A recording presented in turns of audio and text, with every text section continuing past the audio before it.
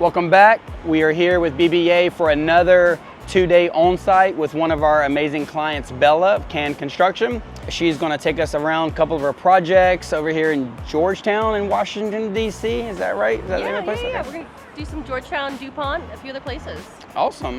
So she's going to show us some of her projects. We're going to check out some of her processes, meet some of her team, and looking forward to it. Looking forward to see what we can do.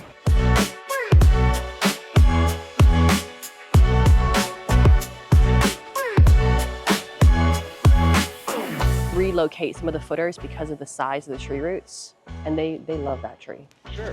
Yeah, outside. Yeah, it weathers really beautifully actually. Okay. So you've also got like mahogany up there, kind of tie it all in. So the kitchen is right here, and then above it is the primary bathroom. So you can walk from the bathroom onto this balcony. And so when they bought it, it was 5 apartments, and then they merged it back together.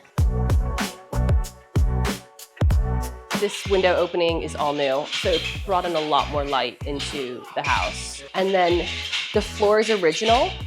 We infilled in certain areas. And this is the primary bathroom. Oh, this light fixture was the renders made it look like it was rotated 180 degrees. And they're like, it doesn't work. And then they're like, no, it's supposed to be like this. And so then this shelf, so this is obviously a shelf. This is not actual marble. It's called florum. It's a porcelain that's made to look like marble. It's the only one that actually does a really good job. If you look at the bathroom and the kids, there's only one set of cuts on one of the tiles because everything else had to line up perfectly. So for me, this is like a huge lesson learned, which is like, this was, in another world, I would charge $1 million, $3 million for this, right? We have actual elevations. We didn't have a single elevation. We had renders, and we had plans. Oh my God. And I had 5 pages of plans. I would expect 90 pages of detail to do this project. Yeah, and we did it with 5, yeah.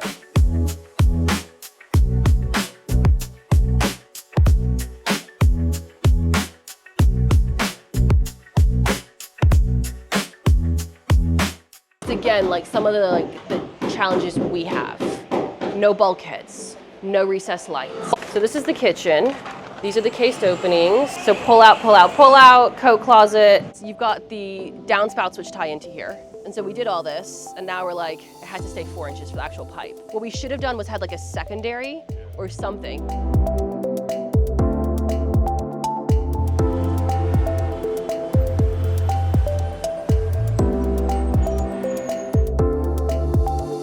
The rule of thumb is anything that is relative to the job. If it affects the job, if it's scope change, time change, and also like we talked about, change orders, you need to do time change orders, even if it doesn't add, if it changes the contract, changes the time. If you don't use it, again, surprise and delight, fantastic. If you say, hey, it's gonna be change order, it's gonna take us an additional week, but it's no money, that's the change order. If it doesn't take you that week, great, fantastic, you win.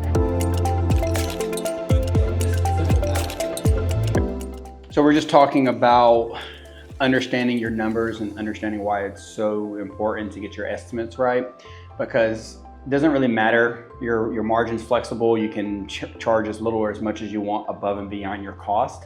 But unless you know exactly what the projects are costing you by job, you know exactly how much money is going to come in that has to go to that job, you'll never be able to predictably say how much money you're going to have left over to be able to cover your overhead and necessary desired profit and taxes. So it's really critical to figure out how you can determine exactly what your cost is.